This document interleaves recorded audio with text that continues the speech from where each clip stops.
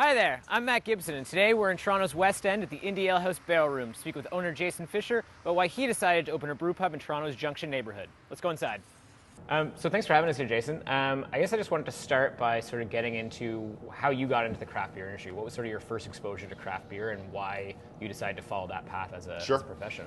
When I was 16 in grade 10, I was looking for something to do for a science project with a buddy of mine, and we thought we might make some sort of airplane device. We weren't really sure. We went to Zeller's because that's what you did. Yeah. And we saw a John Bull homebrew kit, and we're like, yeah, let's do this. We figured we could talk about yeast a lot, things that were alive, and chemistry. We're like, this would be amazing. And I made beer, and we made it in my basement. And how good was it?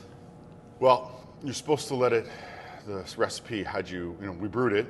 We followed that perfectly, and then you're supposed to. We had a little capper, put it in the bottles, and leave it for 12 days, and we left it for about an hour. It's no good.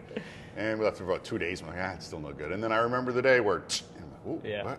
It tastes like beer. Yeah. So we were very proud of ourselves. We were 16. Yeah. And we got an A, and we did this thing. And we turned a lab room in the high school into a little brewery shop. That nice. lasted about 3 months till enough teachers thought this was no longer chemistry. Yeah, 16-year-olds making beer is maybe what's happening down here? Yeah. So I did it. I made it. It was amazing.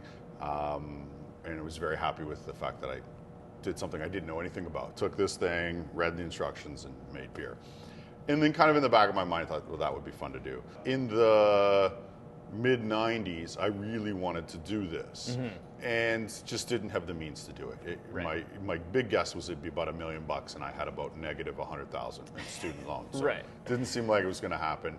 Eventually, time came where I had some money, and I felt like I had the acumen. And there was still no real craft beer scene in Ontario in 2005 to 2008. It had started, but it wasn't what it is today. That's for sure. So then why did you decide brew pub instead of commercial brewery? So initially I wanted to build something really small, like this size, with a little tabletop brewery and maybe have a barbecue on Fridays and just make the kind of beer I wanted. And that's great, and there's only 2 of you, and that makes life a lot easier, but the mathematical model doesn't support that very well. I'd be living in a barrel somewhere, I think. So I like the brew pub model because there were examples that came before me on how they did it and how they scaled and what they focused on. And those were guys you could actually pick up the phone and talk to, and they were extremely happy to talk to. We drove down to Dogfish Head and spent an hour with Sam, and he said, do this, don't do that. Here's what I learned, and that was amazing. That was incredible. Part of it's that, and part of it is that's the amount of money I had. And so why, you chose an area that traditionally has been a dry district in Toronto for a long time. Was that part of it, or was it really just a... Not at all. I joke around. People don't come in and say, hey, it used to be dry, can I get a beer now? That's just they come in for a beer. I looked at over 100 spots in the city for more than a year. I had a pretty particular thing I was looking for. 4,000 to 5,000 square feet, cement floors, certain ceiling heights, certain expandability, and I almost got none of that at our location. But it was a good price, and I really liked the neighborhood. I've lived in that neighborhood for 17 years, and for 17 years it was up and coming, but I think it was about ready to go. That really wasn't the reason. If I got my first choice out in the beaches or downtown or whatever, I would have jumped on those. You need a landlord that's got some vision and some foresight. You need to be able to afford it. You need to be able to expand a little bit. And I have, I have friends in the Junction, so I felt really good about the spot, but we looked for a long time. Yeah. And so in terms of the beer styles you started making, did you start with things that were maybe a bit more approachable and then have since expanded, or you were always just... Yeah. So one of the things I really learned from the Americans and the people I talked to is make the beer you want to make and see if you'll sink or swim. So we wanted to make really almost aggressive, flavor-forward beers, and I have no regard for style guidelines. That some guy wrote a book and said a porter needs to be this because it was that in the 1700s is nonsense to me. So you guys aren't worried about BJCP stuff? No, never. Which, there's consequences to that. Beer writers and reviewers have a very hard time giving us a score because it's a little bit of this and a little bit of that. It's fine. It's hard to enter contests for beers because we don't fit a lot of guidelines. But I didn't get into it for that. It's a little disappointing some days, but that's life. We have people come in every day and say, why don't you have a lager and why isn't this beer less bitter? I'm like, you go anywhere else in town and you can get a lager. Exactly. We're the only bar that doesn't have one. You've picked the only bar in Toronto to come to and be angry that we don't have a lager. I can't help you. And so is that why you chose the name Indie Ale House? You just sort of say, independent. We want to do what we want to do. We're going to do what we do. And people will either agree with us or disagree, and that's real feedback. Right. And we're doing fine. So have there been any beers that you've made that you're just like, you know what, this is not going to work. Yes. This was just a disaster. Absolutely. Every brewer has that, and if they don't tell you that, they're lying. Okay. Every brewer has that. Sometimes we make a beer where we sit down and we plan it out and we go through the chemistry and the recipe and we think this is the flavor we're going to hit, and it comes out different through no mistakes. That's just brewing, and we're usually really disappointed. Right. But customers will love it. I love that beer. I'm like, oh.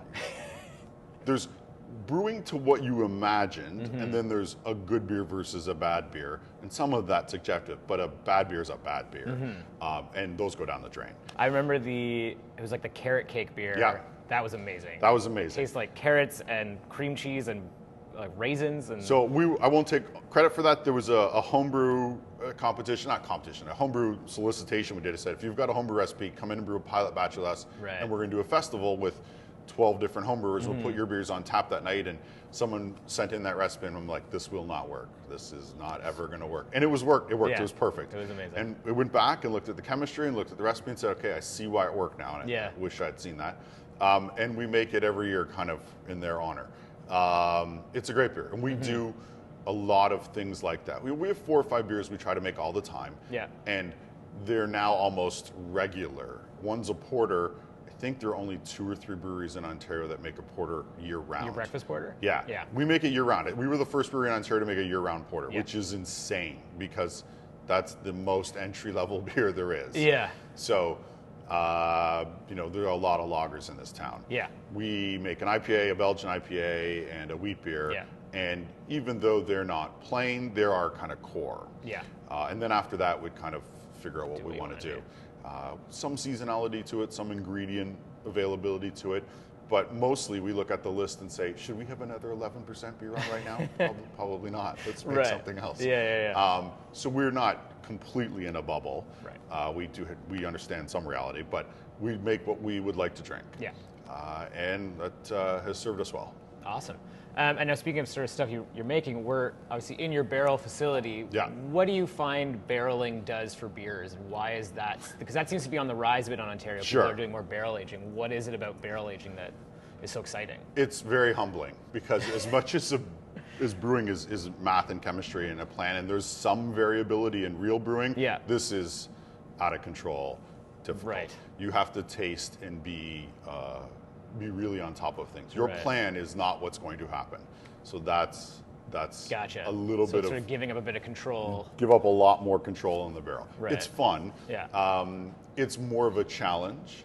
And this is real craft beer. I mean, you need a community to do this well. I need to call other brewers on a regular basis and say, Right. have you ever had this happen? So I kind of enjoy that part of it too. It's a little bit less documented.